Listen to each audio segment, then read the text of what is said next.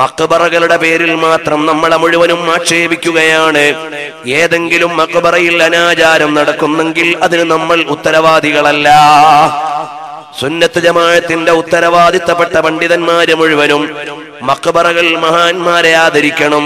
അവിടെ ഏതെങ്കിലും കമ്മിറ്റിക്കാർ അനാചാരം നടത്തിയാൽ, അനാശാസ്യ പ്രവണതകൾ നടത്തിയാൽ അതിന് നമ്മൾ ഉത്തരവാദിയല്ല, ഇസ്ലാം ഉത്തരവാദിയല്ല. നമ്മളെ കൊണ്ട് നിയന്ത്രിക്കാൻ പറ്റുന്ന തലങ്ങളിലെല്ലാം നിയന്ത്രിക്കാറുണ്ട്.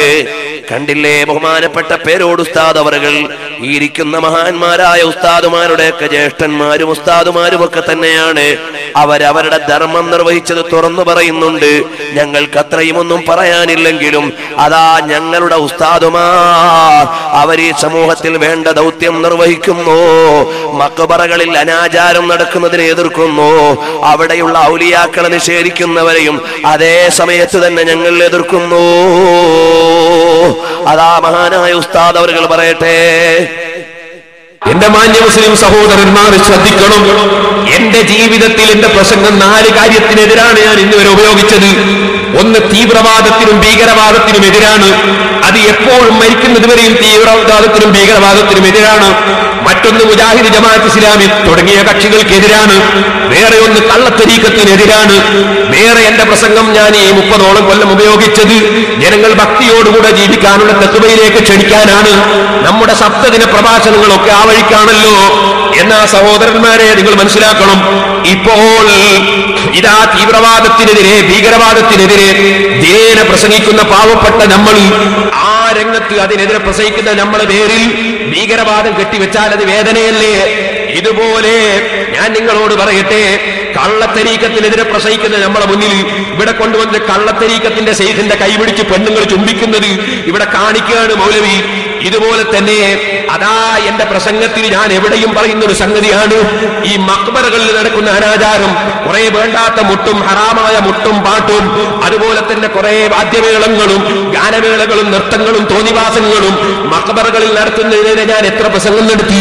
തിരൂരിൽ വെച്ച് പ്രസംഗിച്ച് അൽഹംദുലില്ലാഹ് മാറ്റിച്ചു, പല സ്ഥലങ്ങളിലും മാറ്റിച്ചു. എന്നാൽ ഞാൻ നിങ്ങളോട് പറയട്ടെ, അക്കൂട്ടത്തിൽ കഴിഞ്ഞ പ്രസംഗത്തിൽ ഞാൻ MA ഉസ്താദിന്റെ വളരെ കാലം മുമ്പുള്ള ഒരു ലേഖനം എടുത്ത് വായിച്ചു. അതിൽ പഴയ ഒരു ലേഖനമാണ്. അതിൽ അനാചാരത്തിന് മഖ്ബറയിലെ അനാചാരത്തിനെതിരാണ്. അവിടെ മസാർ എന്ന സ്ഥലത്ത് ഞാൻ മറ്റാരെന്ന് വായിച്ചു പോയി വലിയൊരു സബൂൽമുമിക്കാത്ത് പറഞ്ഞത്, വളരെ പഴയൊരു സാധനം, വായിക്കാൻ കിട്ടാത്തൊരു സാധനം. ആ സാധനം വായിക്കുമ്പോൾ എന്റെ മസാർ എന്നുള്ള സ്ഥലത്ത് മറ്റാരെന്ന് വായിച്ചു പോയത് വലിയൊരു തെറ്റായി പോയി പോലും. എന്നാൽ നിങ്ങൾ മനസ്സിലാക്കണം, ഇവിടെ ഇത്രയും കൂടുതൽ ഖബറിന്റെ അടുക്കൽ മഖ്ബറകളിൽ അജ്മീറിലും നാഹൂറിലും അതുപോലെ അതേ ഇബ്രാഹിം ബാദുഷ തങ്ങളുടെ ദർവാടിയിലും പല സ്ഥലങ്ങളിലും നൂറുകണക്കിന് അനാചാരം നടക്കുന്നുണ്ട്. പലരും പോയി സുജൂദ് ചെയ്യുന്നുണ്ട്, പലരും തോന്നിവാസം ചെയ്യുന്നുണ്ട്. അതിനെതിരെ ശക്തിയായി പ്രസംഗിക്കുന്ന എന്നെ ഗണ്ണിക്കാൻ വന്ന മൗലവി ഇവിടെ ചെയ്ത തോന്നിവാസമാണ് ഞാൻ പറയുന്നത്. കുറെ മഖ്ബറകളിൽ നടക്കുന്ന ശറഇൽ പറ്റാത്ത അനാചാരങ്ങൾ കൊണ്ടുവന്നു ഇവിടെ CD കാണിച്ചിട്ട് പറയും ഇതാണ് സുന്നികൾ ഏർപ്പാടെന്ന് പറയുന്നു. ഓ മൗലവി, പാവപ്പെട്ട ഞാനത് ചെയ്യാറുണ്ടോ? മഹാന്മാരുടെ മഖ്ബറകളിൽ അവരെ ആദരിച്ചുകൊണ്ട് സിയാറത്തിന് പോകണം. അതേ സമയത്ത് ചില നാടുകളിലോ ആണും പെണ്ണും എല്ലാം കൂടെ പൊട്ടി നിറച്ചിട്ട് ഓണത്തിന് സിയാറത്ത് ടൂറിൽ ഏർവാടി കിളക്കര വാൽപോക്ക് എന്നിങ്ങനെ പറഞ്ഞുകൊണ്ട് വലിയ പോസ്റ്ററും നോട്ടീസും അടിച്ചിറക്കിയിട്ട് ആണിനെയും പെണ്ണിനെയും കൂടി കലർത്തിയിട്ട് വണ്ടിയിൽ കയറ്റി അതാ ഒരു സിയാറത്ത് ടൂറ്.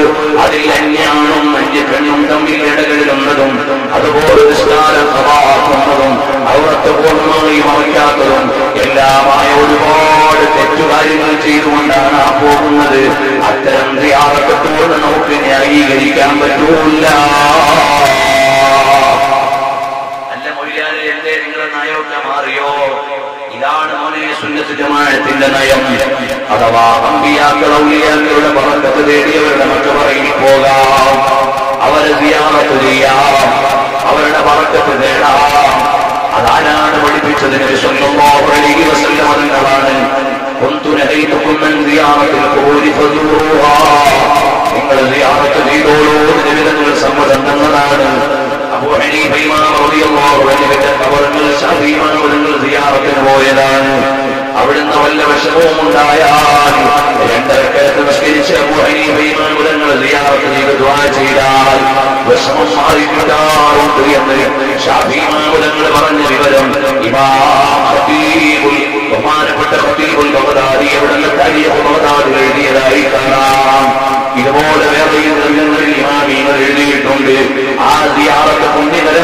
സിയാറത്താണ്. അതേ സമയത്ത് എന്റെ പെങ്ങന്മാരെ തലയത്തോടും കഴുത്തൊന്നും മറക്കാതെ അതാ കരുനാഗപ്പള്ളി ശൈഖന്മാരുടെ അടുക്കലേക്കാണെങ്കിലും സിയാറത്തിന് ചെന്നാൽ ഔലിയാക്കൾക്ക് പൊരുത്തമുള്ള കാര്യമല്ല.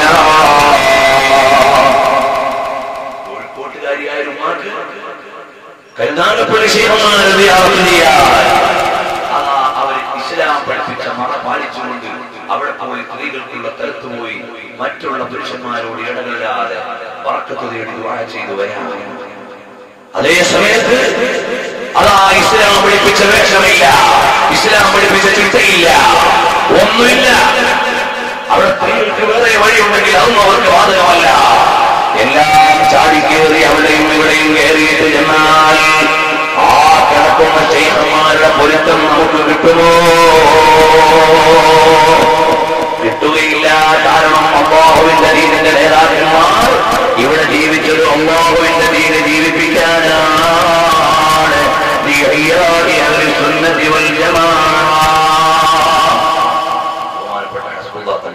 നമ്മുടെ വേദിയിലേക്ക് വരുന്നു. അല്ലാഹു തആല ദീർഘായുസ്സ് നൽകുമാറാകട്ടെ. ഒരുപാട് കാലം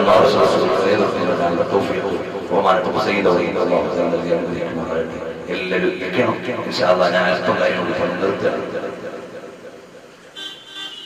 തങ്ങളവർക്ക് നമുക്ക് ഉപദേശം നല്ല ദുആ ചെയ്തു. പ്രിയമുള്ള സഹോദരന്മാരെ, ഇതുപോലെ മഖബറയിൽ നടക്കുന്ന ചന്ദനക്കുടങ്ങളുണ്ട്, മഖബറയിൽ നടക്കുന്ന അനാചാരങ്ങളുണ്ട്. ഈ അനാചാരങ്ങൾക്കെല്ലാം കൂട്ടുനിൽക്കുന്നത് ഞങ്ങളല്ല, സുന്നത്ത് ജമാഅത്തിന്റെ അരിമീങ്ങൾ. ആ അനാചാരങ്ങൾക്കെല്ലാം എതിരാണ്. തിരുവനന്തപുരത്തെ പള്ളിയുടെ ഉറൂസുമായി ബന്ധപ്പെട്ട് പല അനാചാരങ്ങളുണ്ട്. അവിടുത്തെ കമ്മിറ്റിക്കാരോട് തന്നെ ഞാൻ പറഞ്ഞിട്ടുണ്ട്. പള്ളിയുടെ പരിസരത്ത് പോയി തന്നെ ഞാൻ അതിനെതിരെ സംസാരിച്ചിട്ടുണ്ട്. അൽഹംദുലില്ലാഹ് പല തവണയും അവിടെയുള്ള പരിപാടികളിൽ പള്ളിയുടെ പരിധിയിൽ തന്നെ ഈ മഖബറയിൽ ഇത്തരം അനാചാരങ്ങൾ നടത്താൻ പാടില്ലാതെ വളരെ ശക്തമായ ഭാഷയിൽ ഞാൻ എതിർത്തിട്ടുണ്ട്, സംസാരിച്ചിട്ടുണ്ട്. പ്രിയമുള്ള സഹോദരന്മാരെ, ഈ കഴിഞ്ഞ റമദാനിലും പള്ളിയിൽ വെച്ച ഒരു വേളയിൽ അതിന്റെ പരിസരത്ത് നടക്കുന്ന അനാചാരങ്ങൾക്കെതിരെ വളരെ ശക്തിയായി അല്ലാഹുവിന്റെ പേര് പറഞ്ഞ നിയമം അനുസരിച്ചുകൊണ്ട് ഞാനിവിടെ സംസാരിച്ചിട്ടുണ്ട്. നമ്മൾ അത്തരം അനാചാരങ്ങളെ എതിർക്കുമ്പോ അതിനെ ആലിമീങ്ങൾ കൂട്ടുനിൽക്കുന്നില്ല. ഏതോ ചില ജാഹിലീങ്ങളാണ് ഇതുപോലെയുള്ള മഖബറകളോടെല്ലാം അനുബന്ധമായി പല അനാചാരങ്ങളും നടത്തുന്നത്. പള്ളിയുടെ മിഹ്റാബ് എങ്ങോട്ടാണ് അറിയാത്ത പ്രസിഡന്റുമാരുള്ള കാലമാണിത്. പള്ളിയുടെ മിഹ്റാബ് എങ്ങോട്ടാ, എങ്ങോട്ടാ അറിയാത്ത പോലെ പ്രസിഡന്റുമാരായി ബാലറ്റ് പേപ്പർ വെച്ച് മത്സരിച്ചു വരുമ്പോ അവർക്ക് അല്ലാഹുവിന്റെ മതത്തിന്റെ നിയമം അറിയുമോ? പള്ളി പണിയാൻ തരം എഞ്ചിനീയർ വിളിക്കും, അതുപോലെ തന്നെ മേശരിമാരെ വിളിക്കും, അതുപോലെ ആർക്കിടെക്റ്റിനെ വിളിക്കും, പെയിന്റ് അടിക്കാൻ പെയിന്റർമാരെ വിളിക്കും. എല്ലാത്തിനും ഓരോ വകുപ്പുള്ള ആളുകളാണ്. മസ്അല ചോദിക്കാൻ മൗലവിമാരെ വിളിക്കുക, മസ്അല ചോദിക്കാൻ ആലിമീങ്ങളോട് ചോദിക്കണം. അത് ഈ സമുദായം പാലിക്കേണ്ട പ്രത്യേകമായ ശ്രദ്ധയാണ്.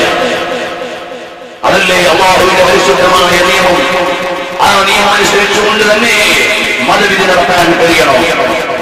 അവിടെ നമ്മുടെ ഉമറാക്കൾ പലതരത്തിലും വീഴ്ച വന്നു പോവുകയാണ്. ഞാനൊരിക്കൽ ദമാമിൽ ചെന്നപ്പോൾ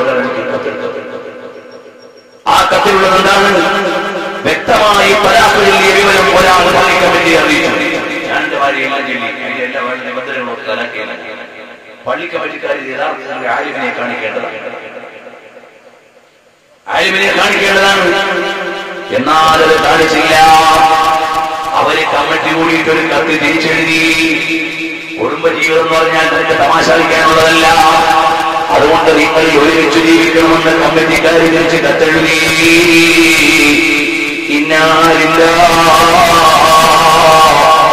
ഇതുപോലെയല്ലേ മതം കൈകാര്യം ചെയ്യുന്ന ആളുകൾ.